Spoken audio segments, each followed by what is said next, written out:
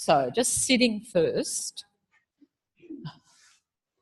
So I know you've already done this in the training with these different planes of movement, yeah? But I always forget their names. It's really interesting.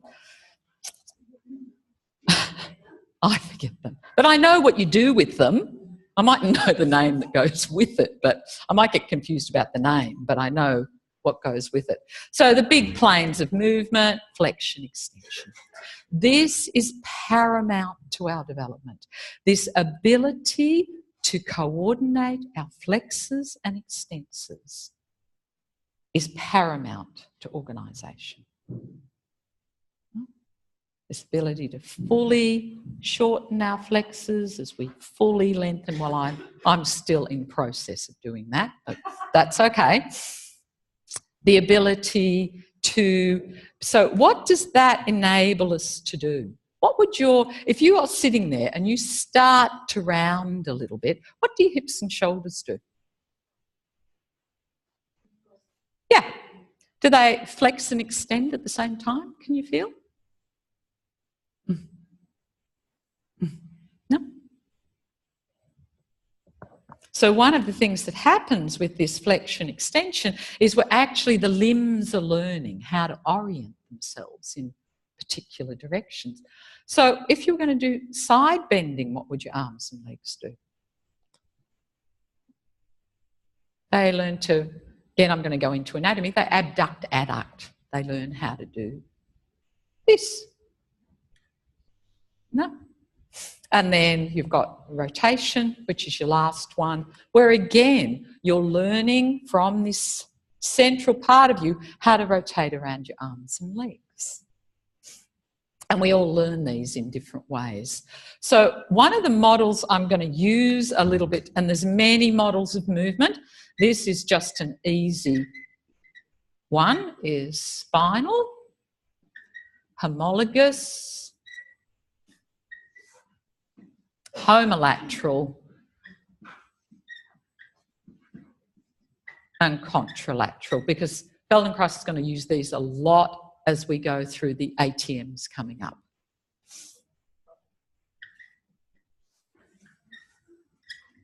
So these are ways of describing movement, describing how mammals move, or not just mammals, how vertebrates move.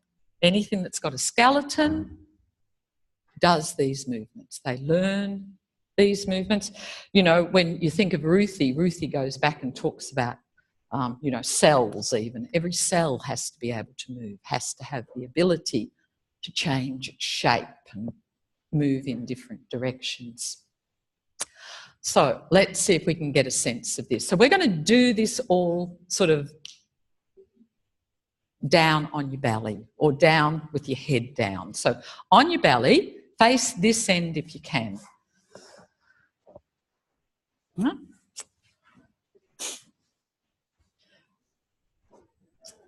So one of the things, the reason I'm going to do this on the belly to start, is that the anti-gravity response, which is the muscles being able to organise themselves to support us in the gravitational field, we develop first in our extensor muscles.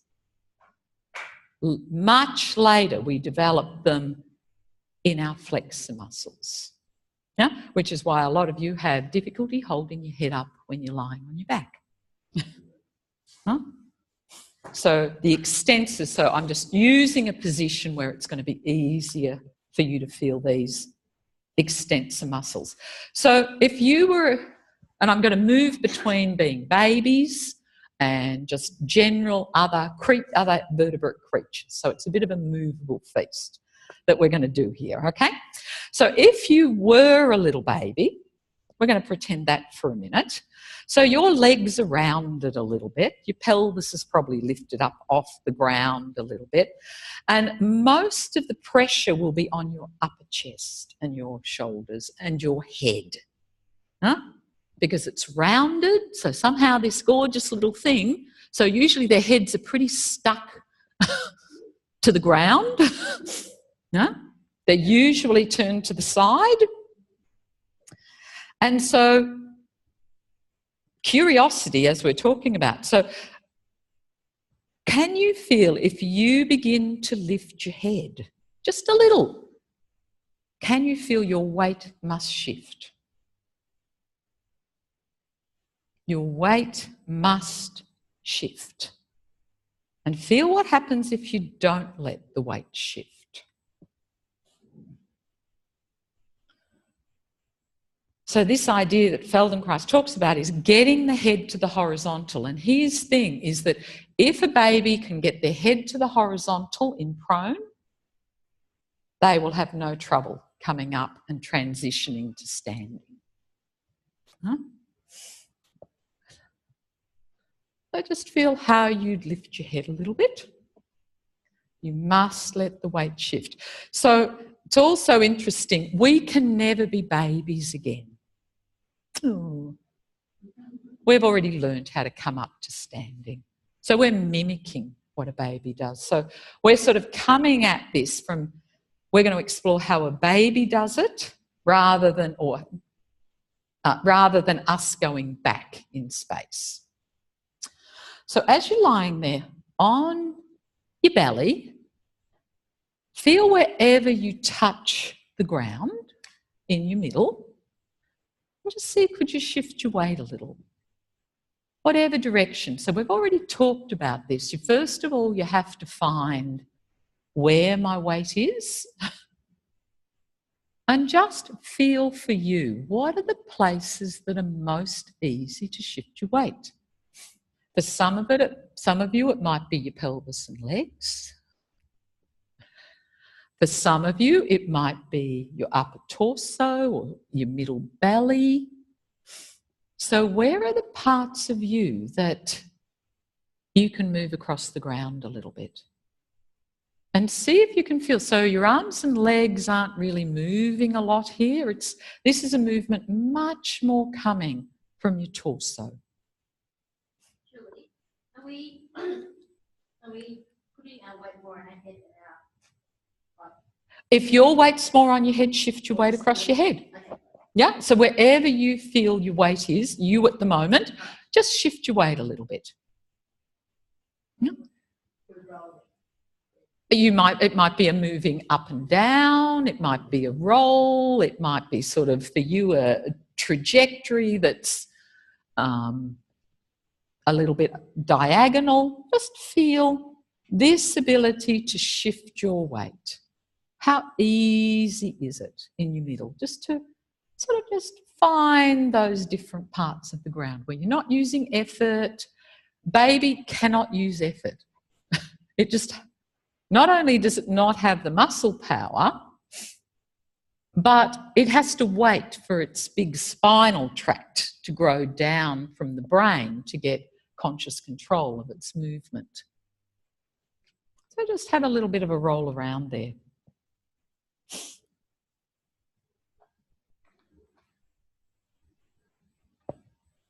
And then see if you could begin to move. So now we're going to go pretty much so that you can feel your spine moving a little bit there in response to whatever direction you're rolling in. But it's the weight shift that's doing it. It's the movement across the ground that's helping parts of you to move. And then if we go to homologous, homologous is about the top part and the bottom part. So it's a flexion extension pattern. Could you begin to feel that you could use both arms, not one, babies always use both arms together at the start, to pull yourself forward a little bit? So what do you have to do with your weight shift? What do you have to do to feel where your arms are, and somehow you've got to shift your weight to pull yourself forward a little bit? And really notice, do you have to go sideways to do this? Do you turn? Or could you find a very clear flexion extension movement to do this? So both arms pull together. Your head, you're down, Karen, you're down. And somehow they both pull. And then maybe they could both push you a little bit backwards. But it's in this plane, and really feel, how do you use the ground?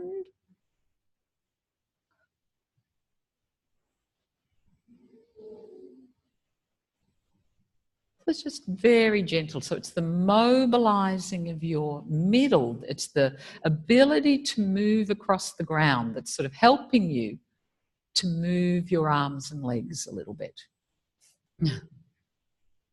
Less, much less, Julie. Less, less, less. You've already gone up to 4 months. Yeah. So go back.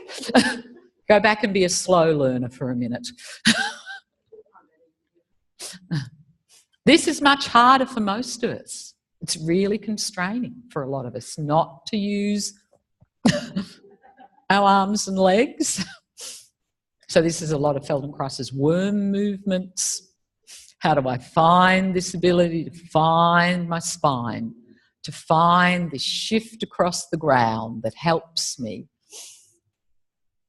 to inch my way a little bit forward and to inch my way a little bit back. So homologous is always about the flexors and extensors working symmetrically.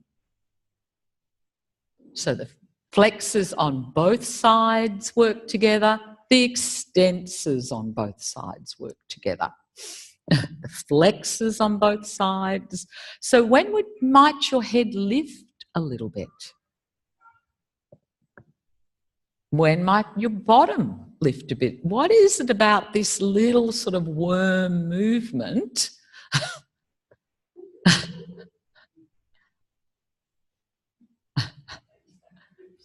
They don't have boobs, it's true. You're mainly using, if you can, this. Yeah, but you're using your arms, absolutely. But they're not and making you stop the movement in your torso. Yeah? So it's, how do I find this movement, this undulatory movement first with the weight shift, that then I can use to begin to feel my arms and legs connect. And as I said, it's not easy. So just play.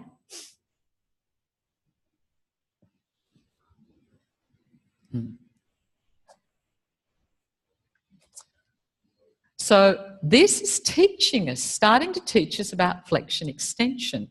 So what happens now if, as you're trying to inch your way forward, you allow your head to flex and extend a little bit?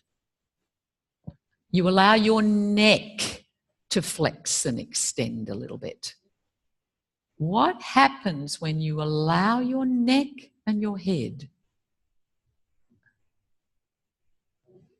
to become soft and flex a little bit and extend a little bit?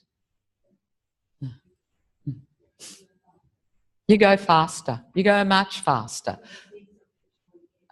But it's not just that. That is part of it. But part of it is that you're not, most of you are fixating. Can you feel to do this? Yeah? And can you feel that for many of us, fixation is the neck and the head? The first thing that becomes fixated is our neck and our head. Fixes in space. Yeah, fixes in space.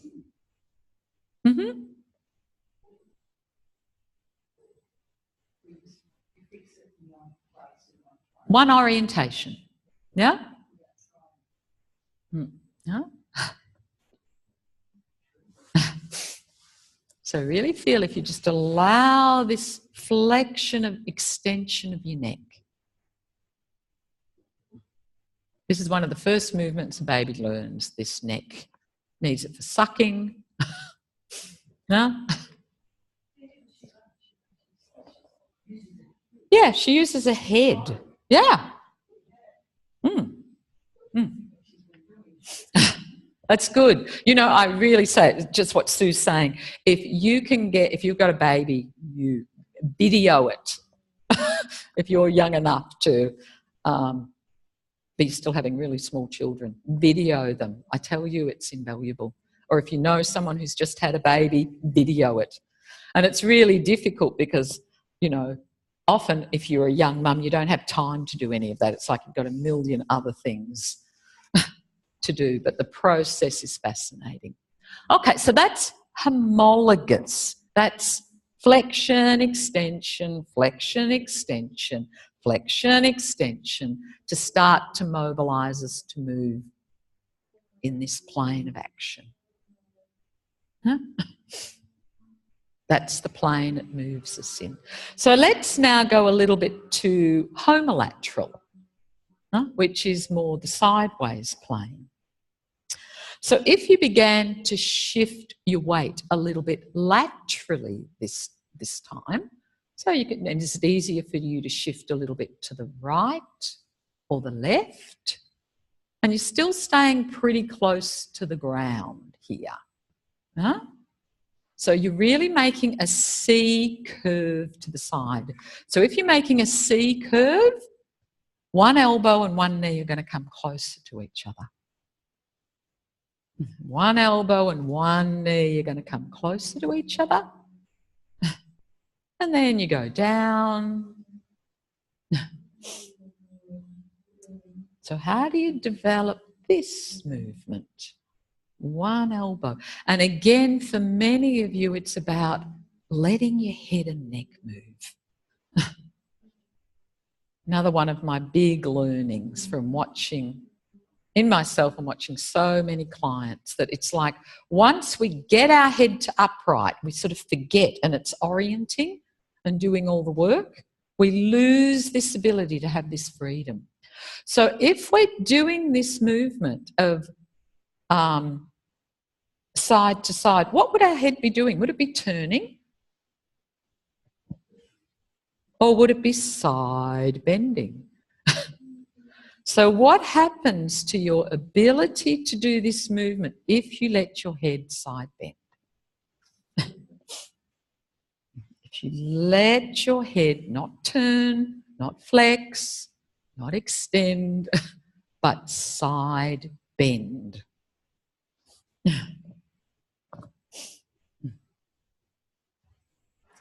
Because if your head can do it, you understand the orientation. So just really feel that ability and see how that could move you on the floor. That ability to just one side and then the other side. One side and then the other side. And really feeling this freedom in your neck to shift your weight in this side bending action. So lots of you are still doing rotation rather than side bending.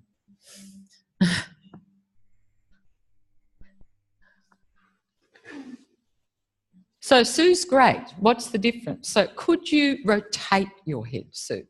Just as you're lying there, just rotate. No, come up. Rotate your head. That's not rotate. What's rotate? Left and right. It's turning around the midline. That's rotation. So your nose is moving left. Yeah, no, now you're doing side bending. This is head circles. Remember when you did head circles? This is what he's trying to clarify. Yeah? No, that's making a circle.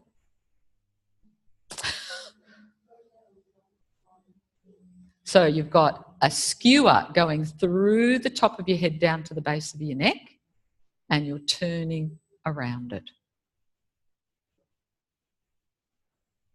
Yay. So what's side bending? What's side bending?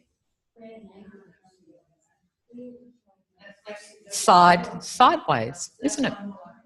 That's, yeah. Huh? And this is what he was setting up for you in head circles, to make these incredibly fine distinctions.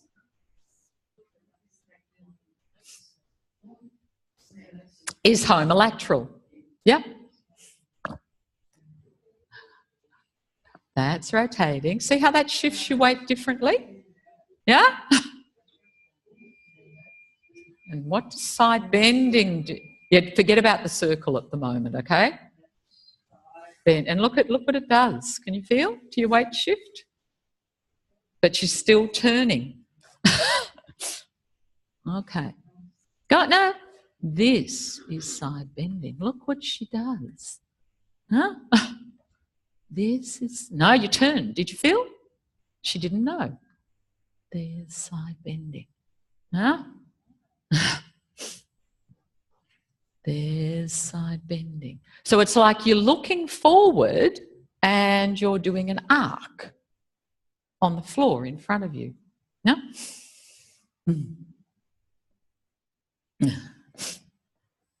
And as I said, we're just playing around a lot here just to see.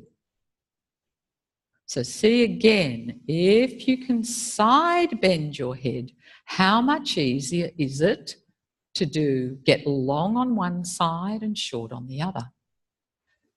This is huge because all of a sudden a baby has learnt to not use its flexors and extensors symmetrically, but to asymmetrically move them. So now they have the ability to lengthen one side and shorten the other. Huh? And how many of us, and I'm a prime example, who love to have the head a bit to one side, know about side bending one way and don't know it the other. And what's that going to do to my ability to recover from falls, or where are the directions that I'm going to have difficulty in? Because all these movements set up our balance reactions.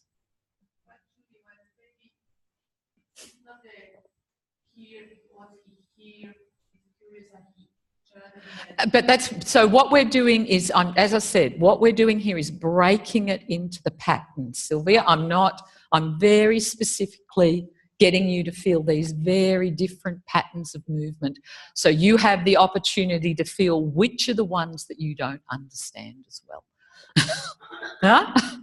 Huh? Does that make sense? Yep.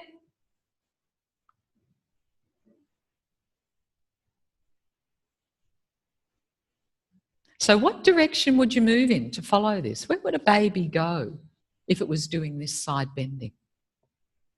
Go around in circles often.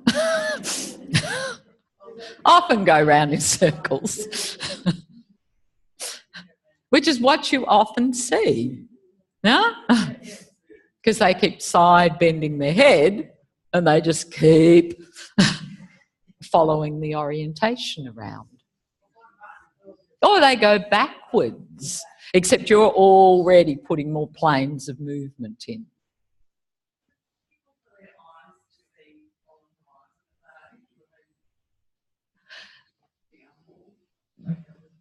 What do you think?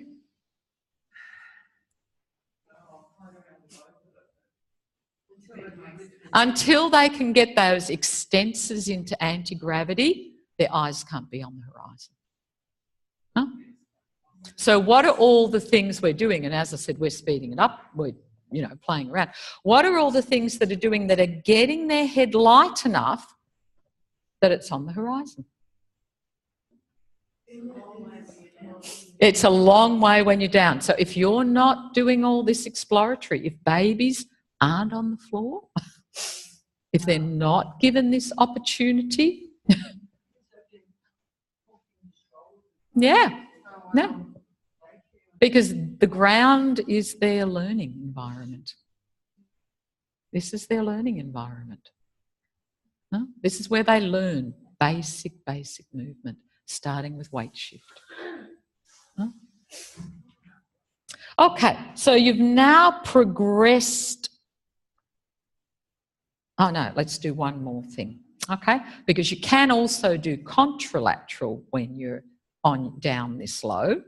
So homolateral is one side moves, the other side moves. So it's this ability, and you can feel to do that your head must move through space. Huh? So Sylvia, if you do what you were doing just a little bit again. Yeah? Huh?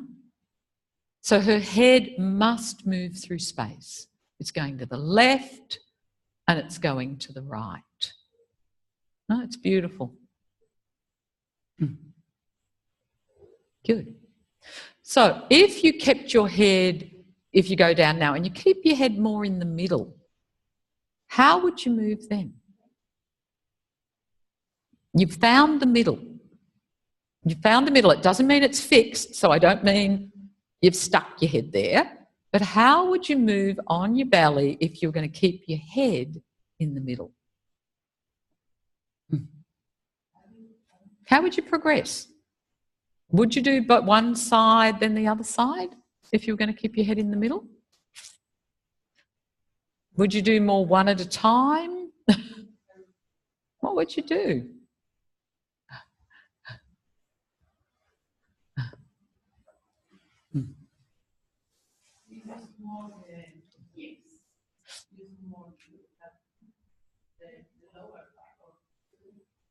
But what's the sequence you're using? So when we went side to side, it was sort of both one arm and leg together, one arm and leg together.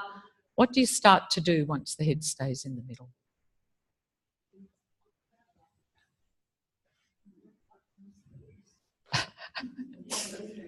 So you're using a really interesting pattern. So can you show us, Alison? So Alison's using homologous up the top because both arms are moving together, and she's moving homolateral down in her pelvis because she's using one leg. And these are all the patterns that you're going to see coming up with people. Huh? But anyway, let's lift you a bit higher off the ground. So now you're on your elbows.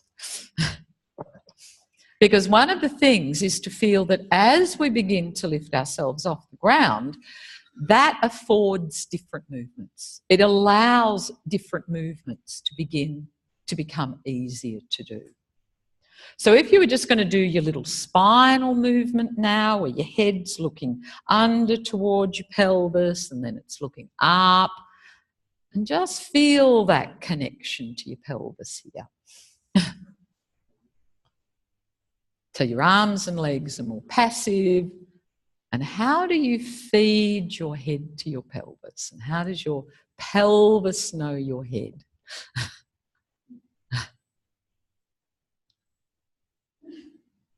And can you begin to feel, some of you are getting it, that if the head goes under, the pelvis starts to do what? It lifts, but not by arching your back. No, yeah. The hips start to flex, the knees start to bend, everything starts to bend. And, oh, some of you can even get up using that plane from here. Yeah? Really understanding this ability of flexion extension.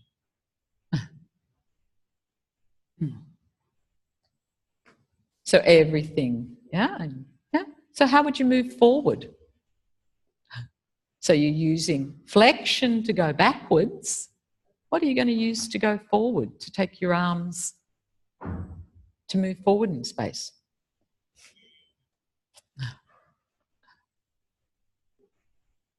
So you can see why babies go backwards before they go forwards.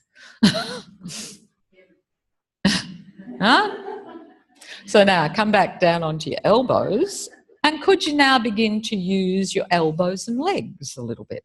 So both arms are going to push you back or they're going to pull you forward, but they're connected to this spinal movement. They're connected to this ability to change the curves in your torso.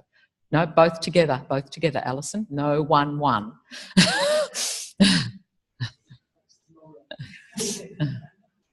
Huh? No, that's 1-1, Julie. That's 1-1. That is not both together. So how are you going to crawl forward? And you'll feel you've got to find this spinal movement. Huh? So when do your arms get free to go forward? Is the head lifting? What are the rhythms? And you can begin to feel, so this is starting to lengthen a little bit for you by doing these movements. Can you feel? Yeah, out of your pattern. And that's why most of these movements are difficult for us, because most of us really have habitual extensor patterns going on. Yeah.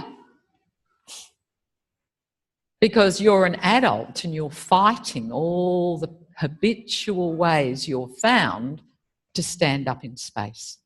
Huh? So 2 hands together, 2 hands together, 2 legs together, 2 hands together. Neck is soft. Neck is able to constantly flex and extend, flex and extend. And both elbows go forward together. They don't one in the other. Forward together, forward together.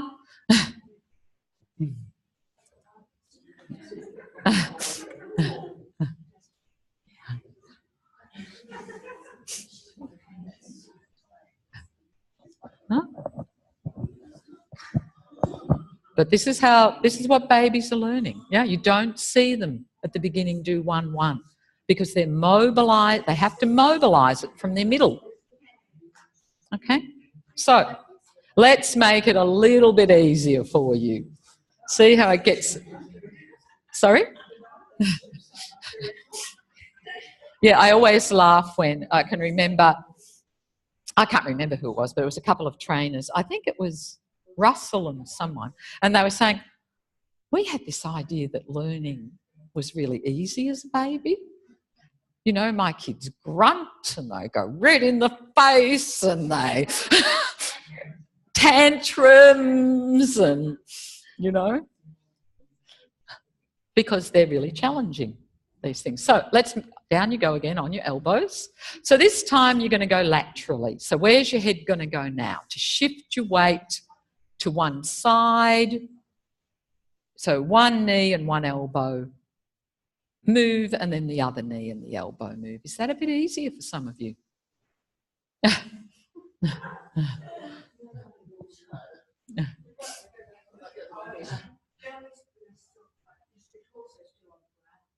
Find what works for you, Helen.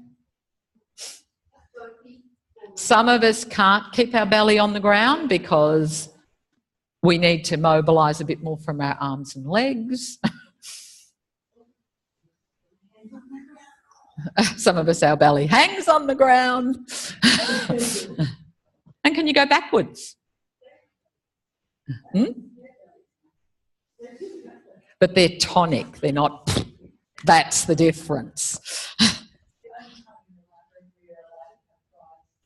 That's the difference. They've got tone. But you can see all of these movements helping them to find all of these organisations through their centre. It's hard work being babies.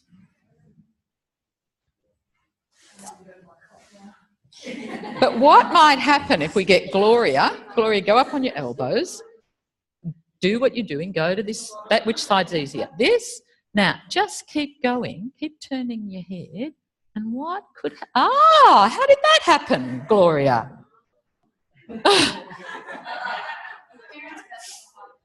Yeah? She shifted her weight. Yeah? She understands something about her head to the side, shifts the weight enough that they just become light. And all of a sudden, that big, heavy pelvis mobilises.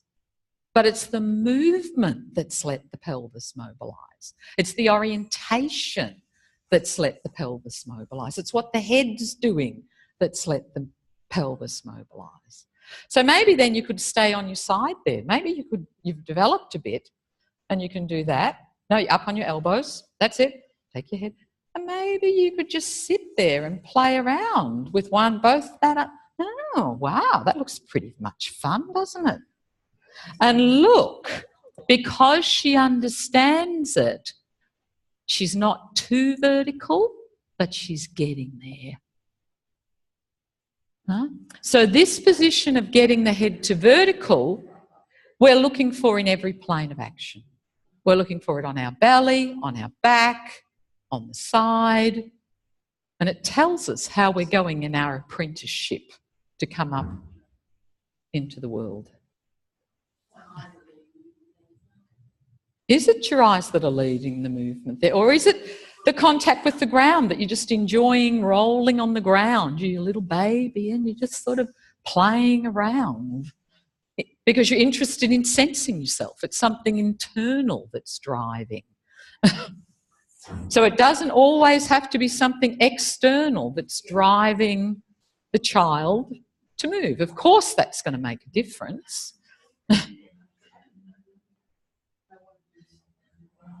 Well, so do you.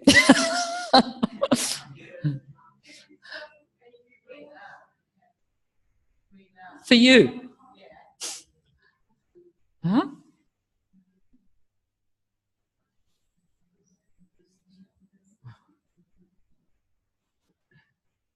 But you can feel it's still the side bending of the head that's driving this. It's understanding that it's the side bending of the head. So if with Gloria, instead of side bending her, I turned her, it's not going to happen. Can you feel? Your pelvis just isn't ready to go anywhere. It's the side bending of the head that takes her there. Huh? There she goes. And this is something Feldenkrais just understood was fundamental to organisation. How do we understand these planes of movement? Okay, so now could you do contralateral? So we've been doing sort of one side then the other where your head has to move through space. So you're still up on your elbows, but now your head's going to stay in the middle and you're going to mobilise yourself. And what do you do now? What do you do now to mobilise yourself? Can you feel it's... Huh? This is Army Commando crawling. Yeah?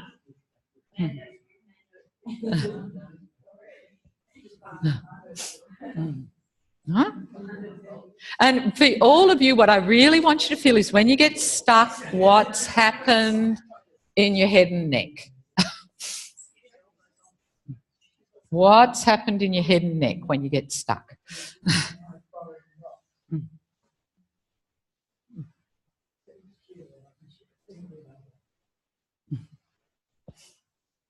Because this is the highest level of organisation, because for here, everything has to be able to move underneath my head.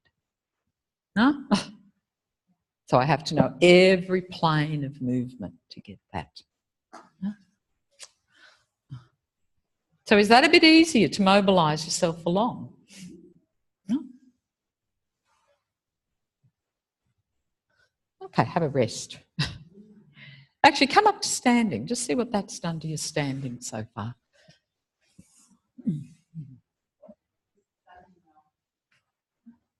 Does standing feel different? Was it easier? Did you have to effort as much to come up to standing? No. So what fundamental things were you feeding into your brain there? And not on a conscious level. Well, a lot of you are having to be a bit conscious, but that allows a baby to make this transition. Huh? This ability to find all of these planes of movement. Huh? Can you feel how many more places you can shift your weight to now? Huh? So I think that's the really interesting thing for all of us to understand, that we don't just learn it in our feet. The brain generalises. So if you understand something in one, it'll change how you come up into standing. You're standing there and you're going, What's that saying? Me. Feels a bit different? Yeah. And I've had a person I was talking about who's got a similar, where when I lie when I lie on my front and go up, I have tended to, when I sit up, have instantaneous headache. Yeah. I don't have Any headache?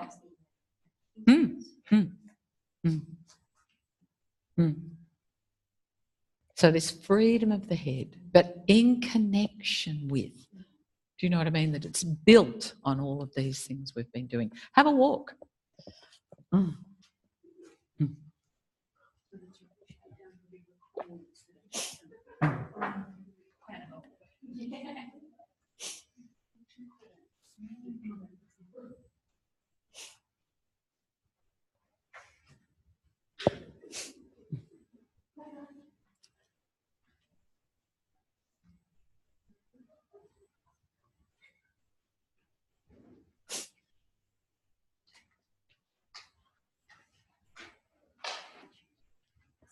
Okay, come back to your bellies.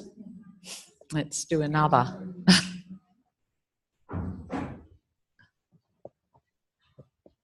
So see if you can begin to feel that you're back on your elbows again.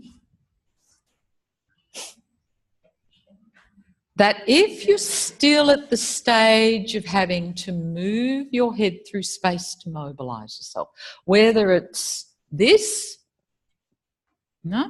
or it's this, but you're having to move your head through space rather than to be able to keep it more in the middle, feel that wherever you're going to, so Gloria, if you're, whichever one you want to do, if you can't keep your eyes on me to move.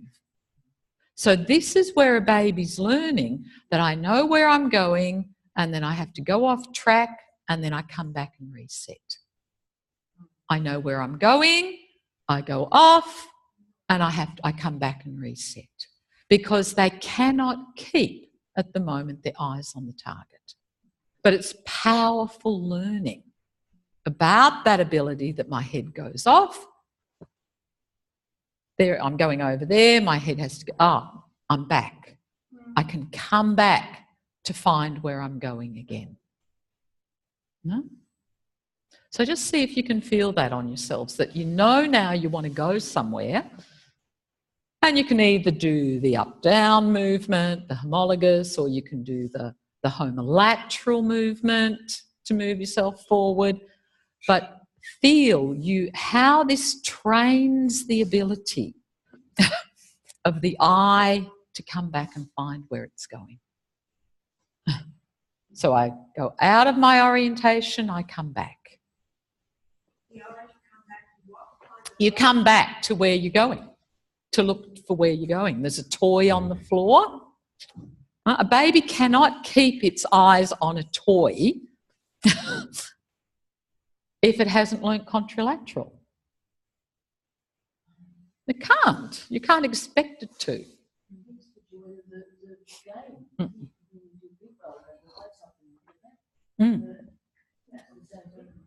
Sorry?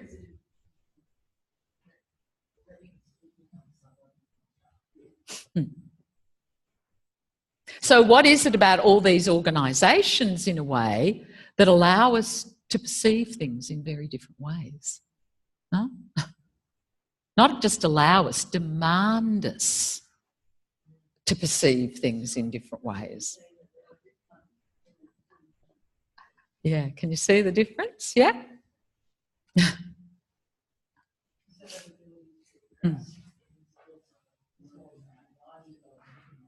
Yeah, so how are you going to grasp something if you've still got to keep moving your eyes? You've got to be able to get back to the middle again, don't you, to be able to get to a place where now I can fix it. But they can't track it. I can't ask Gloria to say, this is where you're coming, Gloria. Okay? Yeah. But she's going to keep resetting to see, is she on a goal? Huh? And then keep your eyes on it. Keep your eyes on it, Gloria. And she's going to have to use a different pattern. There's contralateral. Huh? There's contralateral. we usually go backwards first because that's what you could feel. And a lot of that is because as the corticospinal tract grows down, the corticospinal tract, all it means is it's going from the cortex in the brain growing down the spine. And that's most of the first year of life. That's coming down, the myelination of the spinal cord. Yeah? So that's why babies don't have conscious control when they're born. They can't say, I am now going to move my arm. Oh, look at that. They're just little movement.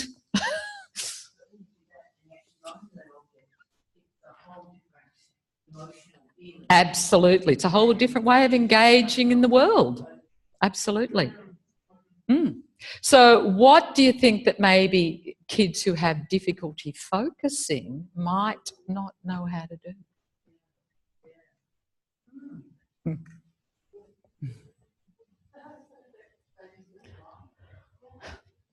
They're relying on other senses, aren't they?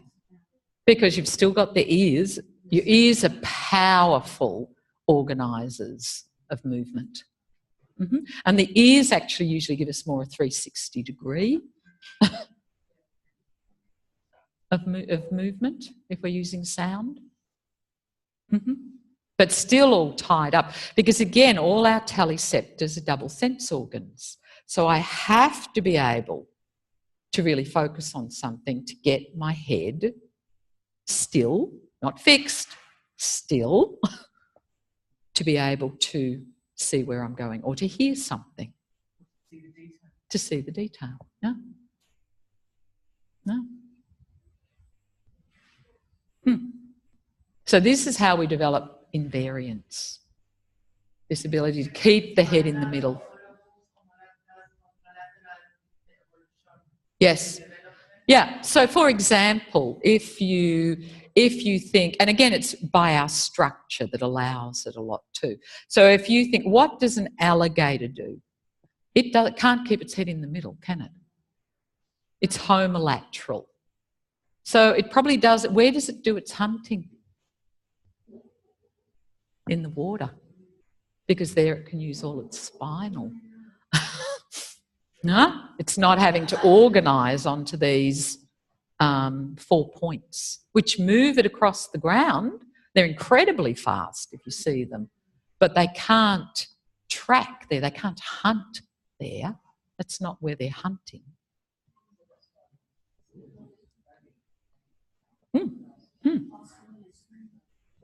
They use more spinal. Yeah?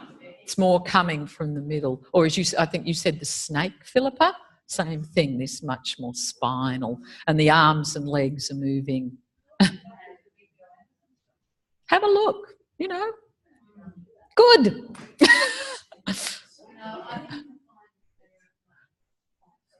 Oh. Yeah, and it's so much. How does a kangaroo move? Could it ever be a hunter? No. It'd die if it was a hunter.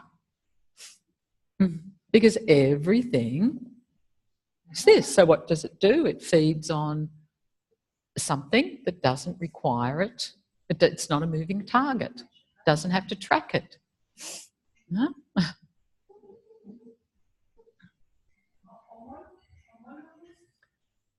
Arms and legs. Both together. One side. No? Oh, sorry. Homologous is arms, legs. So bunny hopping is homologous. A kangaroo is homologous. It's this plane of movement. Can you feel you're really exploring this plane of movement? Homolateral is more the side. Yeah? Contralaterals now when you put the head in the middle and you do a combination. You've got so many choices about what you can do through the middle. You're doing homolateral at the moment because your head's moving through space. Yeah, yeah? You can't do, you have to do a different, can you feel? You just have to use a different pattern. You don't get a choice. And it's that that's going to take us up. Yep.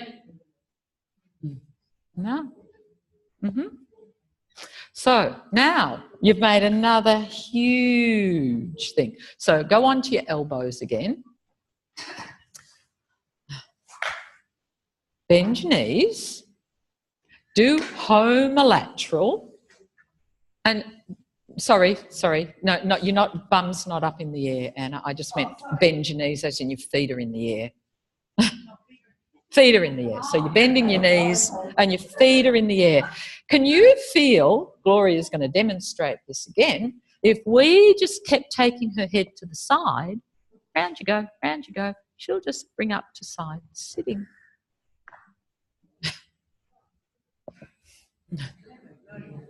Huh? See if you can feel it. If you just keep that side bending. So, you know, and so these are movements that we use in awareness through movement all the time, aren't they? That we're trying to get people to do these. Huh? So feel what happens if you don't let your head side bend. If you turn it instead of, yeah? You're stuck.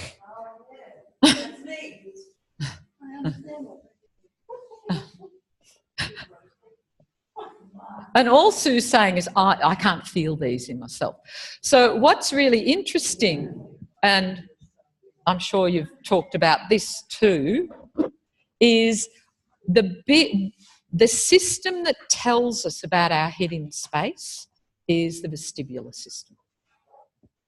No? That's the one that tells us where our head is in space and where it's moving in space. And what it's got, and that's why these planes of movement are so important, is it's got these semicircular canals inside it. And these semicircular canals sit exactly in these planes of movement. Huh? There's this plane of movement, there's this plane of movement, and there's this plane of movement. Huh? So as you get clearer and clearer, you start to know more where your head is in space. Because that's all that Sue's saying. She's going, I don't know where my head is in space. And, and this was a really big one for me. You know, this was long after my training. And I can remember I was doing this ATM. I had no idea where my head was. No idea. And it's really interesting that the one part of us that Feldenkrais tracks out in incredible detail, all the painting and the dimensions and drawing things, and where is the head, this 3D shape of the head. Where's the back of our head? Where's the front of our head? Where's the side of our head? Where's the top of our head? That is just so fundamental. But we learn it through doing all these movements. That's where we're learning it. No? And often our apprenticeship isn't as perfect as it could, and we end up a little bit off to one side or a little bit back or no? A little bit forward. Okay. So on your hands and knees now. You've grown up. And this is getting easier for us, yeah, as adults, because we're used to being a little bit more off the ground. Huh? So for some of us, it's easier. So if you were just going to move forward or back, what would you do? Yeah, you're just going to crawl forward, crawl back. What pattern would you use?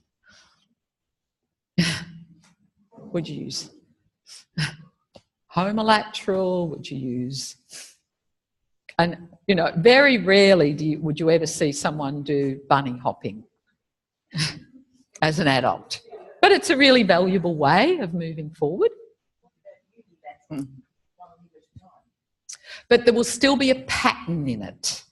Yeah? There will still either be a unilateral pattern where the head is in the centre or the head's moving through space.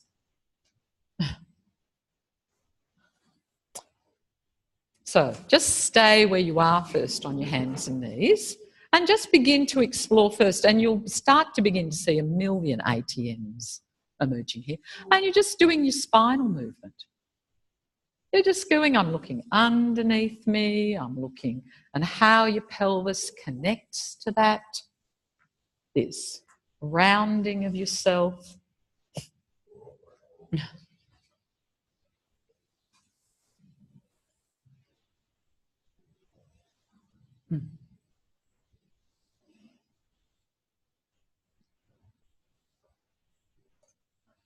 And then could you begin to use that movement to move you through space? And can you feel that's going to lead into more of a bunny hop?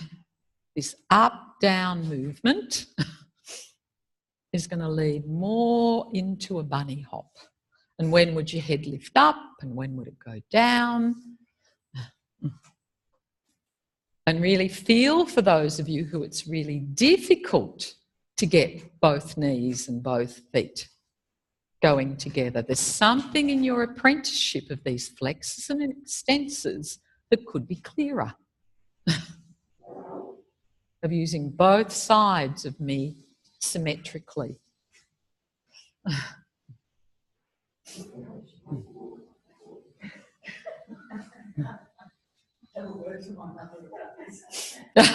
Oh, it's your mum's fault.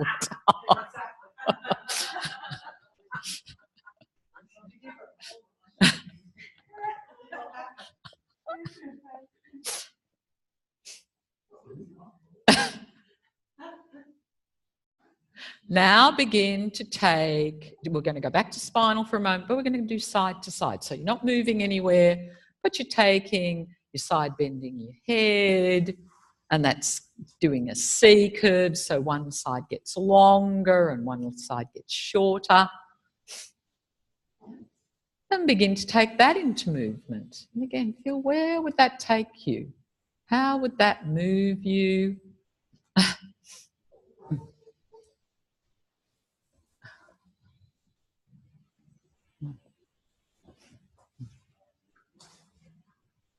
Yay, beautiful, Philippa. So just look at Philippa for a moment, and because she just got it. Do it again. And it's not that this is the right way, but you can see it just takes her into side sitting and off she goes. Yeah? It can also move you forward and back, but it's all of these different directions that we're looking for. And that's what made your pelvis light, not muscle, you know. It's this ability to understand these different directions, these different ways of moving through space. And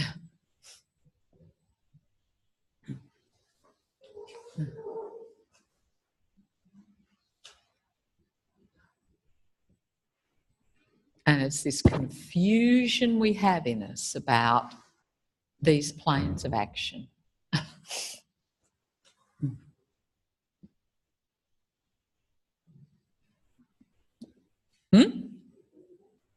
Sorry, Gloria? Where would you go? You'd probably go around in circles a little bit again, maybe. But it would be really useful. How would you use that if you wanted to reach for something behind you? Yeah? But you can begin to feel how light your pelvis is getting. Huh? And this took me ages, because I'd go, oh, yeah, I can see babies and their pelvises are just doing this. And it took me a while to work out how they did it.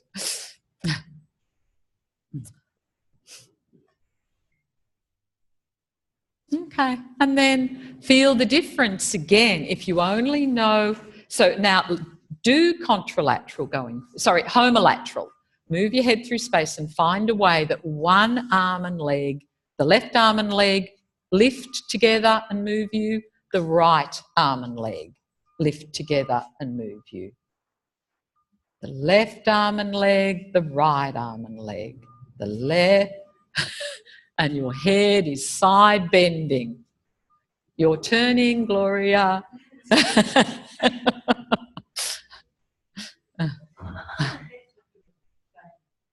No. This is homolateral, so you're side bending. Yeah? And feel if you allow that side bend to come in, things start to appear.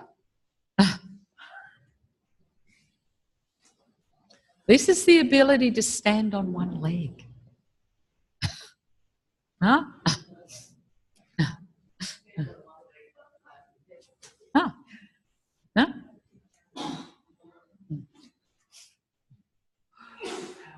But again, you can feel you can't track where you're going. Yeah? So now go to contralateral, head in the middle.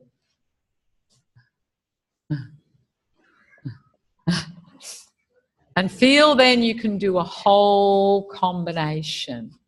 And how easy is it for some of you to start to get your head more easily to the horizon to do this?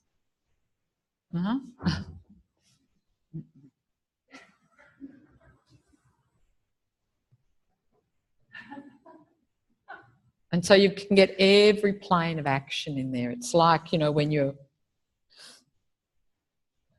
a big cat. No? Here I am, I'm the cat in the backyard. That's what I want.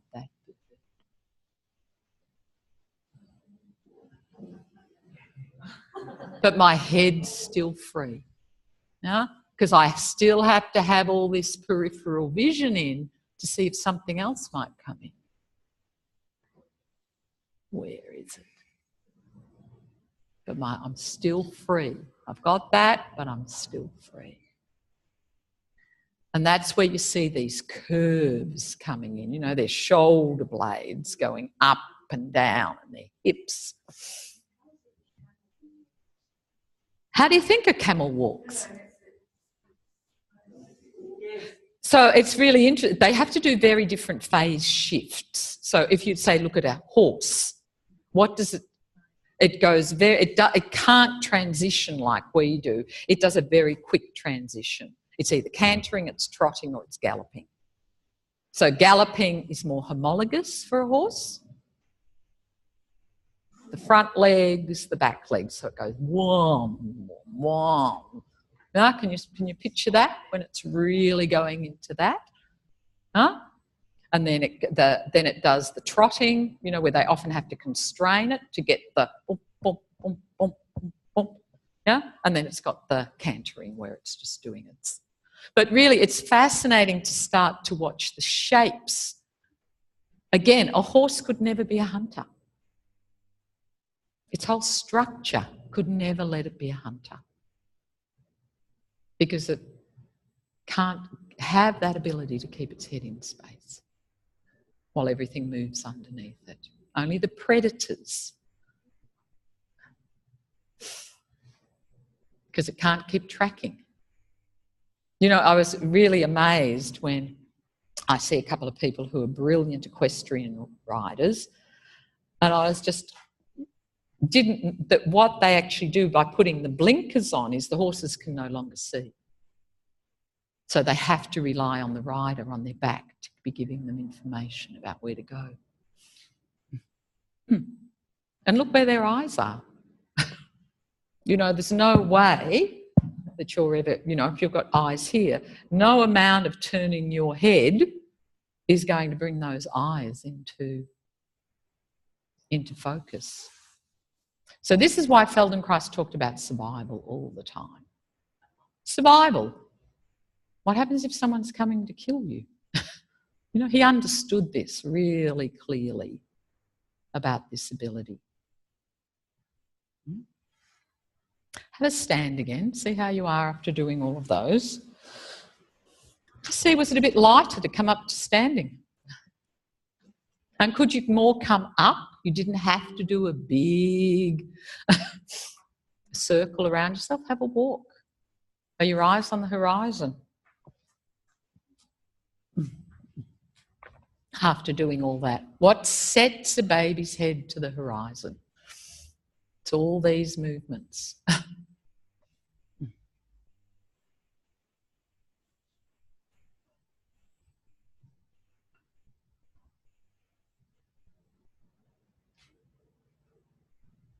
So we're all in our apprenticeship with this. All of us can further refine these abilities in ourselves to get our head onto the horizon.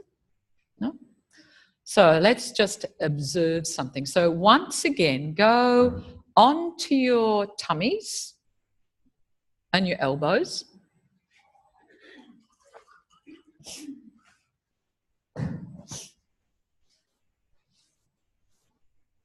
And just feel, where does your head sit comfortably?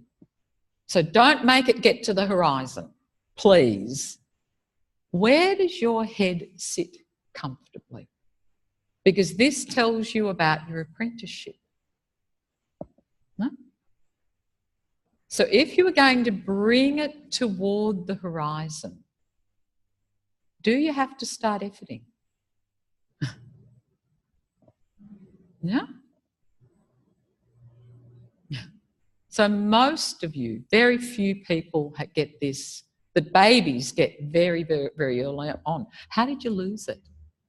Some of you may never have got it, the ability to get your head clearly on the horizon. But how did you, what is it that you've lost? So let's do it with you, Philippa, because you're pretty good in this plane. Stay there. So Philippa can, yeah, that's free at the top of her neck. She's free to scan the world here. Can you feel that, Philippa? I'm turning her at the very top of her spine. Huh? For her to get here, she understands how to fully shorten her extensors and to fully lengthen her flexors. And this is what we're looking for in all muscle activity, that a muscle can fully lengthen and fully shorten. And what's going to stop that from happening is if the other side isn't playing the game. They're always playing a game together. So if I said to Philippa, come up to standing, Philippa, it's pretty effortless. No? Go down again. And then I'm not going to put my hands in. I'll just say, okay, on my click, just come up. Go. Okay? Let's do you, Sylvia. So Sylvia's head, you can see, isn't quite as easy to get on the horizon. You can see there's something here that she hasn't really got her shoulders under it. Can you just go down again, Philippa, for a second? Look at the line of Philippa from her shoulders to her elbows. The support she's getting, whereas Sylvia still need, and to do that, she's got to lengthen her belly. She's got to learn how to lengthen her belly. Huh? So there's something all happening here that's stopping her from finding this. Huh? But maybe if we give her a few clues, can you feel your head's getting lighter as you think about lengthening the front of you? Huh? Lengthening the front of you. There she goes. Now, if I now turn Philippa's head, it's still not at the very top. She's probably turning from about here. Huh? But if she's down where she was, her head's turning from down around here. Huh? So her head can't be as free here. Huh? So what you'll see is as our organisation improves, and I'll just take you there. There. Does that feel different? Huh? I feel strange. Because you're not ready to do it. Yeah, but you can feel it's different. So if I actually raise her head, now she's free in her neck. Because she's learned how to raise her centre of gravity, to be long in her flexors and long in her extensors.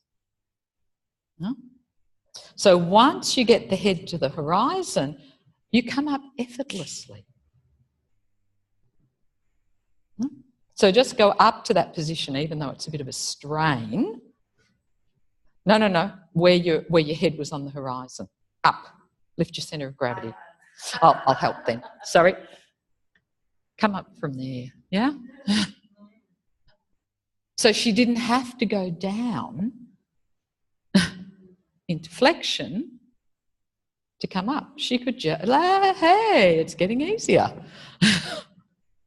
But still your eyes go down. And so you've just got more of an apprenticeship. No? Now all lie on your back, on your elbows. On your back, on your elbows.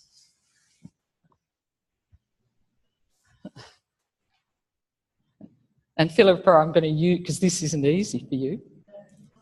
So Philippa knows how to organise her belly to be long and her extensors to be short. Just a little, but now on your elbows, this is really difficult. You can see how far her head's off vertical. So Philippa's ability to shorten her flexors to lengthen her extensors is still in apprenticeship. And we can tell that and even though she gets up there, her head hasn't come any closer to the horizon. Huh? Nina, that's much easier. Can you feel that's easier for you in that position? And you can see how free your head is there. Feel how high you can rotate it? Yeah? So just see if you can feel how this ability really influences how free our head is, how easy it is to mobilise from one position to another.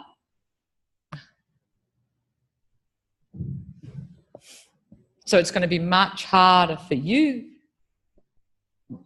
Yeah. No. I'll just help her a little bit.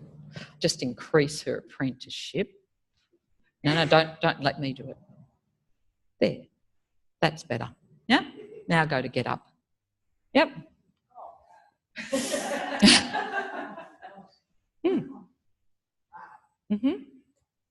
So then it's also inside lying. So as we looked at Gloria before, Gloria on your elbow, on your side, on the elbow, where that's getting pretty close to the horizon there.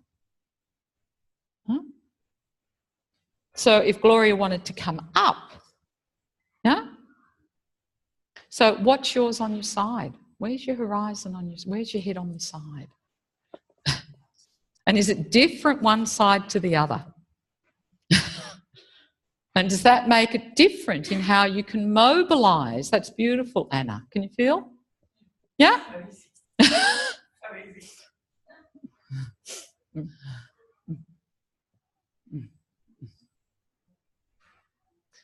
But, you know, this is what Feldenkrais understood fundamentally. You can't change one thing without changing everything.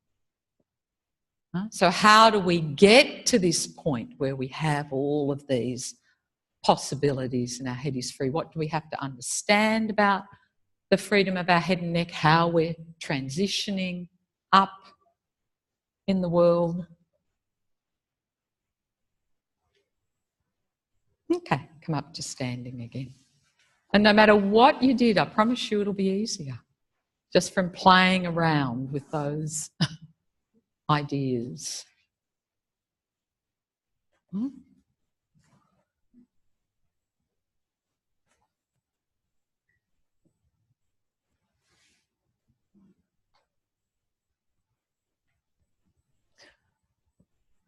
So I'm just going to go backwards here for a moment.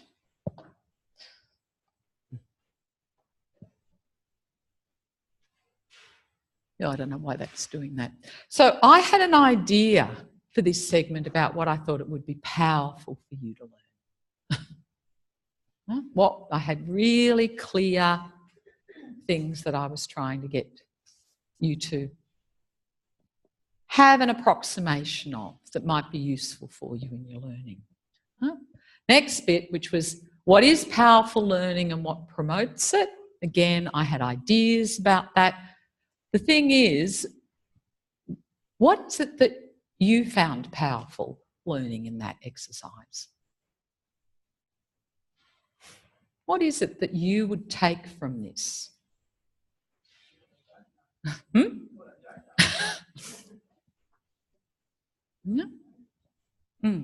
would you take from it and how could you apply it? What could you do with it? Mm-hmm.